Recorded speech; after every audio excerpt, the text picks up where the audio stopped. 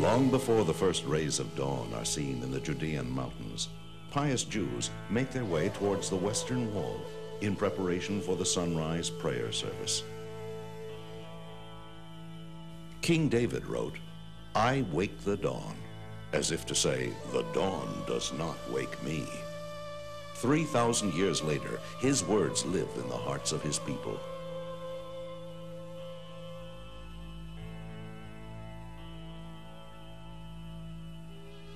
"I will not come into my house," David promised. "I will not climb into my bed. I will not give sleep to my eyes nor slumber to my eyelids until I find a place for God, a dwelling for the mighty one of Jacob."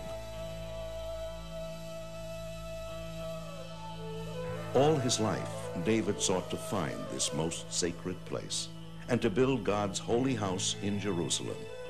For here, God would reveal his divine presence, and from here would rise the prayers of every Jew and the prayers of all mankind.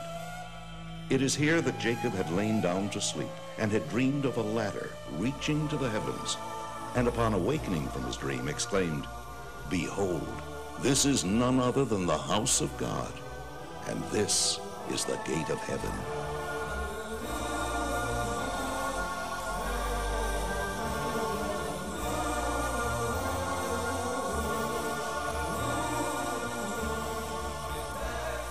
For nearly 2,000 years, the Holy Temple has lain in ruins.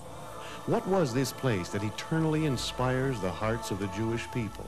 That a mere outer wall surrounding the Temple Mount, a wall not even of the temple itself, should be held in such awe and treated with such abiding love? It was not simply a huge synagogue as so many people assume. The Holy Temple was a unique structure, the one house of the one God, unlike any other edifice on earth.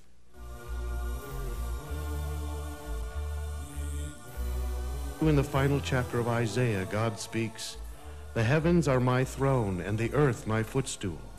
Where is the house that you would build for me? Where is this resting place?" And yet they built the impossible. They built a house for God.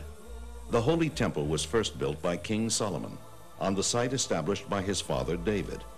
The Temple of Solomon stood for 410 years, then was destroyed by Nebuchadnezzar, who led the Jews into exile in Babylon. 70 years later, the people were gathered back into the land of Israel, and the temple was rebuilt by Ezra the scribe under the benevolent protection of King Cyrus of Persia. Again, the temple stood as the center of Jewish life, this time for 420 years, through the desecration by the Syrian Greek armies of Antiochus and the subsequent rededication by the Maccabees, through the tyrannical reign of Herod, the ex-Roman slave who ultimately became king over the Jewish people. The paranoid King Herod assassinated the sages of Israel, all but Baba ben Buta, whose eyes he put out. Seized by terror and guilt over what he had done, he sought advice from Ben Buta as to how he could atone for his monstrous sins. "You have extinguished the light of the world," Ben Buta told him, "and so you must rekindle the light of the world by restoring and beautifying the Holy Temple." King Cyrus had prevented the Jews from rebuilding the temple in all of its original size and elegance. But now the repentant Herod restored much of its former glory. The Talmud teaches that one who never saw the temple as rebuilt by Herod has never seen a beautiful building. And the mystical teachings of Judaism say further that since the day the temple was destroyed, man has not seen at all. For with the destruction of the temple, the gift of sight that God gave mankind was dimmed. Seeing in its truest sense will not be possible until the Holy Temple is once and forever rebuilt.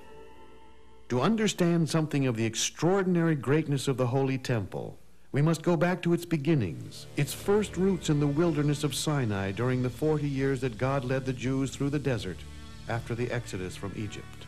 A portable sanctuary called the Tabernacle was built by Moses as an atonement for the sin of the golden calf, and in fulfillment of the scriptural commandment, "They shall make for me a sanctuary so that I may dwell within them." In this sanctuary, God's divine presence was miraculously revealed.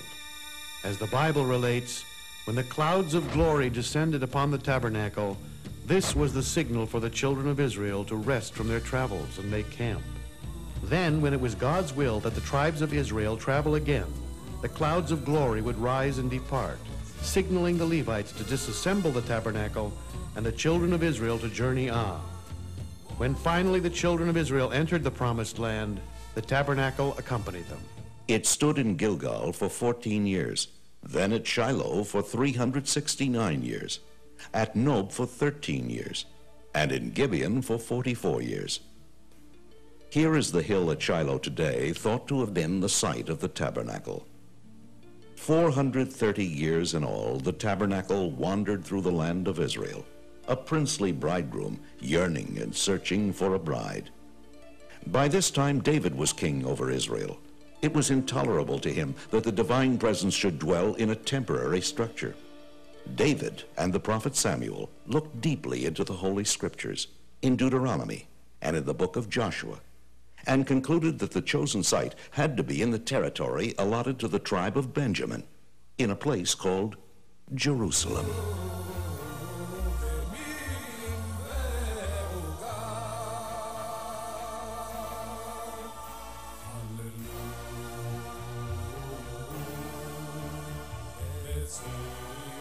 From the moment King Solomon built the Holy Temple and consecrated it, Jerusalem became the focal point for the soul of every Jew for all time.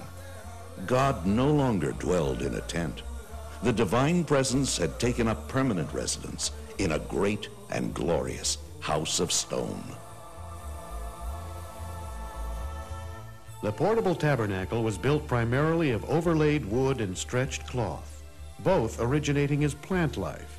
But the temple had to be built entirely of stone. Since this was to be the permanent dwelling place of the godly light in this physical world, the light had to permeate the world down to its lowest aspect, inanimate matter, stone. Stones of all shapes, sizes, and qualities were utilized in the construction.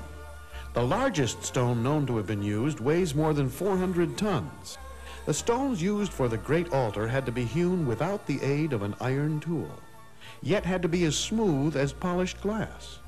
If a scratch the thickness of a fine hair were found, that stone was removed from the altar and replaced and buried beneath the temple. An extraordinary series of miracles occurred during the building of the first temple. Throughout the 8 years of its construction, not one of the many thousands of laborers died or fell ill. But then, when the construction was completed, all the workers fell dead. And God spoke from heaven, saying that he would give them all their full reward in the next world, the eternal world. This so that the kings and rulers of other lands would not use these same workers for their own buildings and boast that those who built the house of God now work for us. The sages of Israel report in the Mishnah that the Temple Mount measured exactly 500 cubits by 500 cubits, which is approximately 1,000 feet by 1,000 feet. The great inner building of the temple was called the Heinkel. It housed the portico, within it the sanctuary, and within it the Holy of Holies. The Heinkel at its base stood 44 feet above the rest of the Temple Mount and rose to a height of 240 feet, equivalent to a modern-day 20-story building. The walls of the interior of the Heinkel were lined with cedar wood and then overlaid with pure gold. Water reached the temple from underground in Jerusalem and through aqueducts from as far away as Hebron, a distance of more than 30 miles. Cisterns, pipes, and pools stored the water under the Temple Mount. An intricate system of subterraneous halls and vaults, passages and tunnels, a veritable underground city, was hewn out of the solid rock beneath the Temple Mount. The cavernous space between the ground above and possible graves beneath provided spiritual protection for the Jewish priests, who by scriptural law would become spiritually defiled in the presence of a corpse and temporarily forbidden to enter the temple.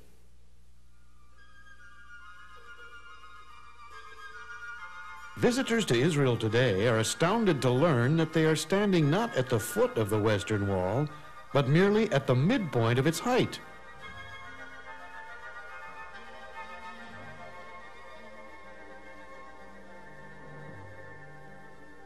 3 times a day the people pray. Look with favor, Lord our God, upon your people Israel. Restore the service to your sanctuary, and accept with love and favor Israel's fire offerings and prayer.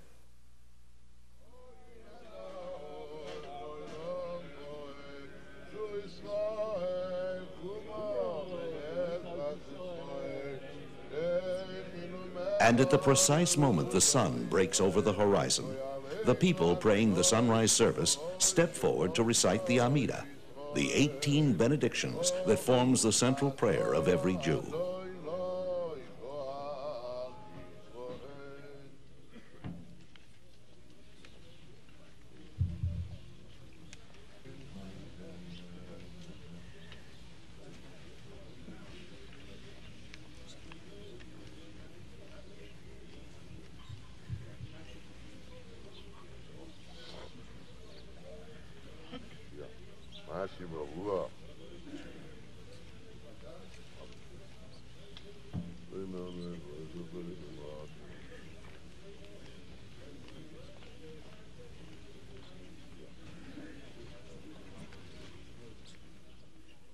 Three times a year, throngs of joyous pilgrims converged on the Holy Temple like blood is drawn to the heart to be revitalized.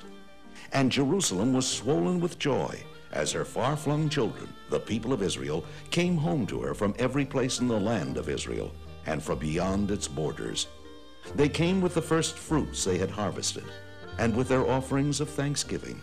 They came to offer the paschal sacrifice. They came to see God and to be seen by God in the place that he had chosen, in his holy house. They left everything they owned at home unattended, for God had assured them of his protection. They came to sing and dance and bow their heads in awe before the majesty of the King of the universe.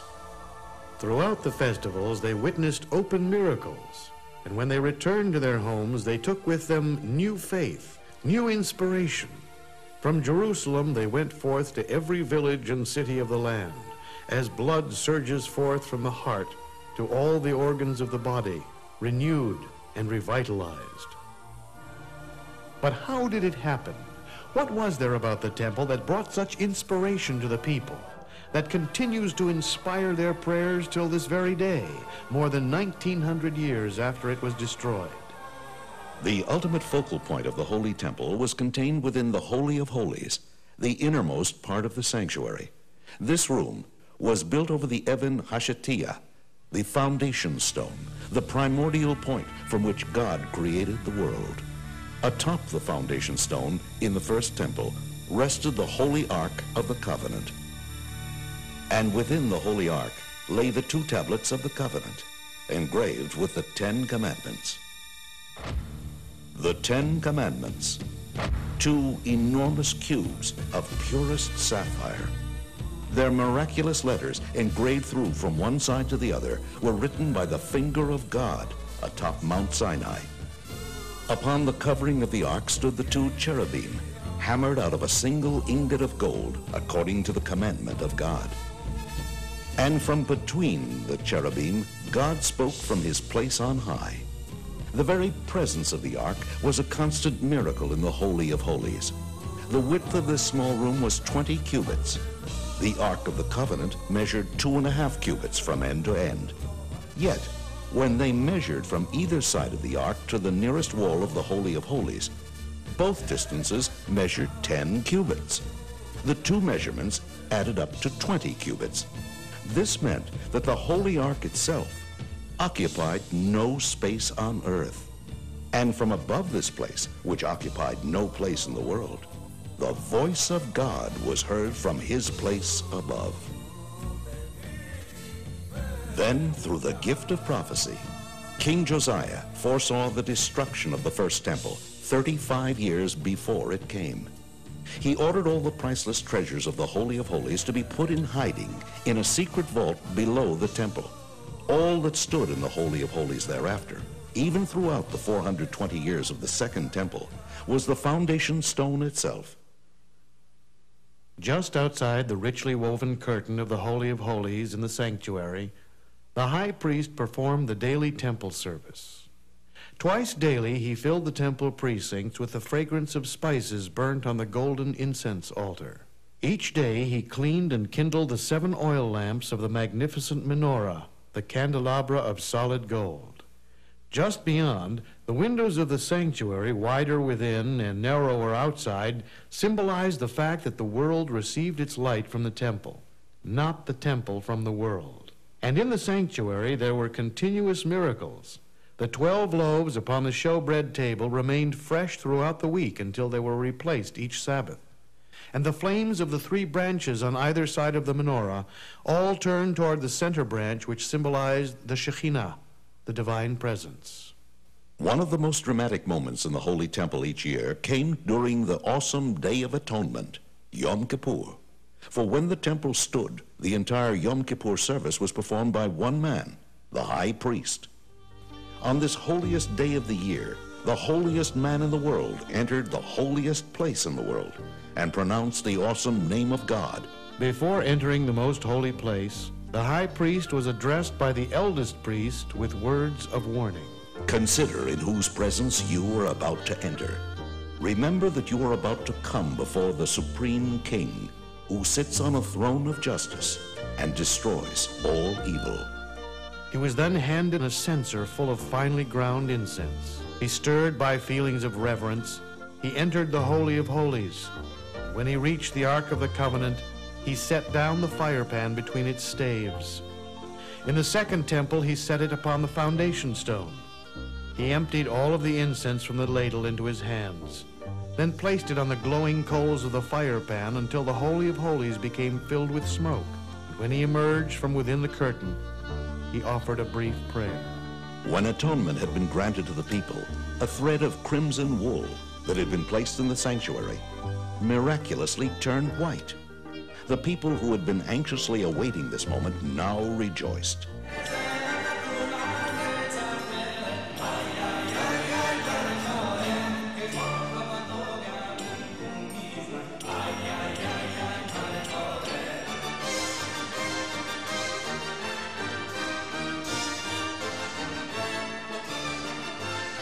Fortunate is the eye that saw all this when the sanctuary stood on its foundation. But when the ear hears of it, our soul grieves. Fortunate is the eye that saw the house of the living God. But when the ear hears of it, our soul grieves. And the Lord called to Moses and spoke to him from the tent of meeting, saying, "Speak to the children of Israel, and say to them, if any man among you would bring an offering to the Lord, you shall bring your offering from the cattle, from the herd, and from the flock." In the courtyard that lay before the Heinkel stood the great altar. From the soft earth here, God formed the body of the first man, Adam. And it was here that Noah came from Mount Ararat to offer sacrifices of thanksgiving to God after the floodwaters had subsided. But it was the binding of Isaac on precisely this same spot that is the inspirational source of the sacrificial altar. For it was here that God tested the faith of Abraham by commanding him to bring his son Isaac upon an altar. And then, when Abraham had demonstrated that he was prepared to surrender even his beloved son in humble obedience to God, a ram miraculously appeared, and Abraham was commanded to offer it as a substitute for his son Isaac. In the merit of Abraham, his children throughout the ages, by scriptural command, were permitted to offer animal sacrifices to God as atonement for sins, as free will offerings, and in order to become spiritually elevated. The sacrifice could be large or small animals, or pigeons, or doves, or if the person had limited means, even a modest gift of fine flour. And accompanying this service, and raising the entire experience to the most exalted of spiritual levels, was the most glorious musical pageantry the world has ever known. It is recorded in the book of Chronicles that 4,000 musicians played at the dedication of the first temple. One of the remnants of the actual music of the Holy Temple that we still have is the blessing of the congregation by the Kohanim, the priests. In most communities throughout the world, the priestly blessing is performed only during a festival and on Rosh Hashanah and Yom Kippur. But in Jerusalem, The priests blessed the people during the morning service every day. And during the intermediate days of Passover and Sukkot, hundreds of Kohanim, direct descendants of Aaron, assemble in front of the western wall to bless the people.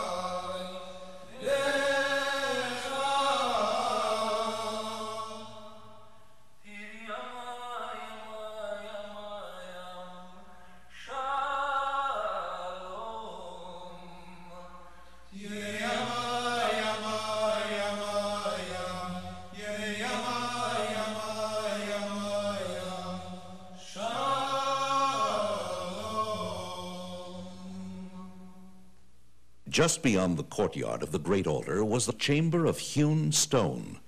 In this domed hall convened the Great Sanhedrin, the Supreme Court, to expound the Torah and judge the children of Israel. Scholars and disciples by the tens of thousands were attracted by the presence of the greatest masters and leaders in the Jewish spiritual world. Their awesome presence made Jerusalem the intellectual capital of the world. When God commanded Moses to gather 70 wise men of Israel who would stand alongside him, this was the formation of the first Great Sanhedrin. Whereas the great altar served the purpose of rectifying man's animal nature, the Sanhedrin elevated man's godly intellectual nature, teaching him how to fulfill God's purpose in the creation of the world. The human being, the crowning glory of the creation of the world, is like a holy temple himself.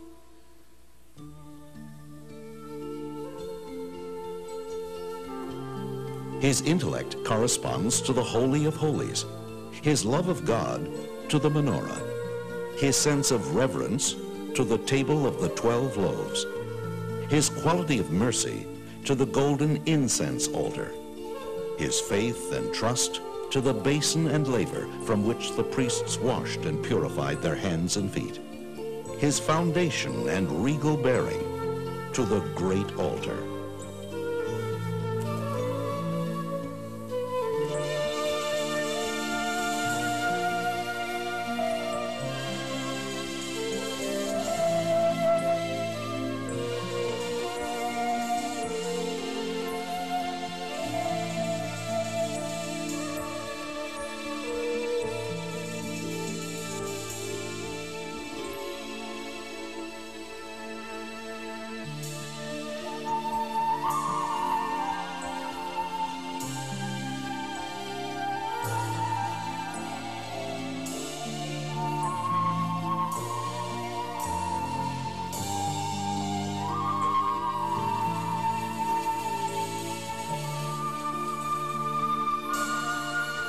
King Solomon said, "The lamp of God is the soul of man."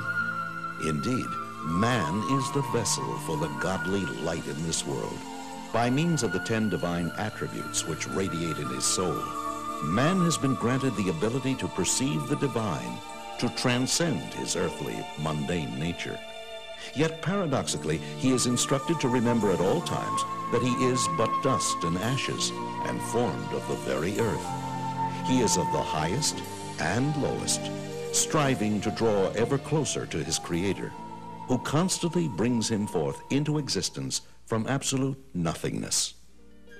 And Jacob dreamed, and behold, a ladder stood upon the earth, and the top of it reached to the heaven. And behold, the angels of God were ascending and descending upon it. And behold, the Lord stood above it and said, I am the Lord God of Abraham your father, and the God of Isaac. And Jacob awoke out of his sleep, and he said, Surely the Lord is in this place, and I knew it not. And he was afraid and said, How awesome is this place! This is no other than the house of God, and this is the gate of heaven. Our sages teach us that when a person is praying, no matter where he is in the world, he should face Jerusalem. If he is in Jerusalem, he should face the site of the Holy Temple. If he is by the Holy Temple, he should direct his prayers to the space between the cherubim, the place of prophecy. And King David wrote, This is the gate of the Lord, in which the righteous shall enter.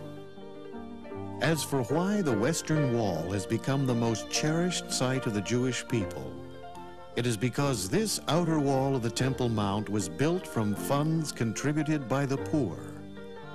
So precious were these gifts that God decreed his divine presence would never leave the Western Wall, even after his house was destroyed, even during the long, bitter years of exile. And when the Sanhedrin is once more called together by our righteous Mashiach, the Messiah, he will ascend to this place, rebuild the Holy Temple, and all the peoples of the world will come up to Jerusalem to pay homage to the Lord. The qualities and dimensions of the temple that Mashiach will build is the subject of the last 9 chapters of the book of Ezekiel. They describe in minutest detail the physical structure of the third temple, the eternal temple which will never be destroyed.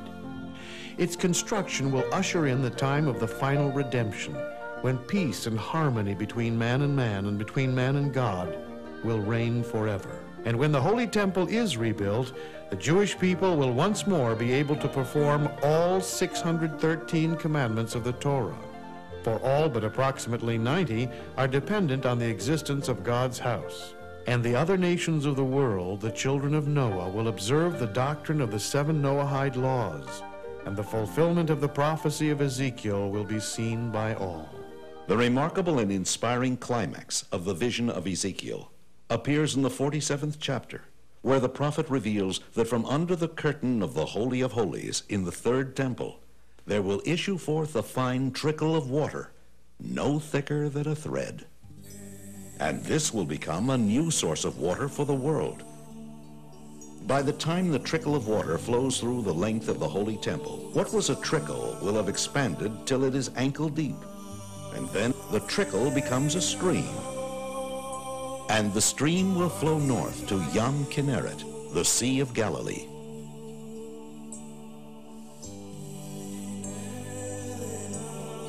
Every tree will be nourished from that stream, and the leaves of every tree will have healing powers through which every disease in the world will be healed.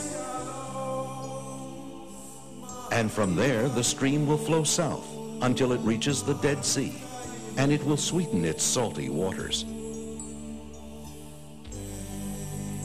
Whereas today no fish can live in the Dead Sea, its waters will then be able to support life, and there will be as many kinds of fish there as in the Mediterranean.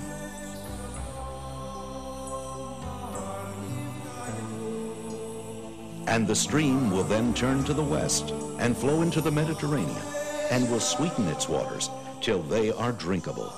And through the Mediterranean, all the oceans of the world will be sweetened. But until the prophecy of Ezekiel is fulfilled, God has no house.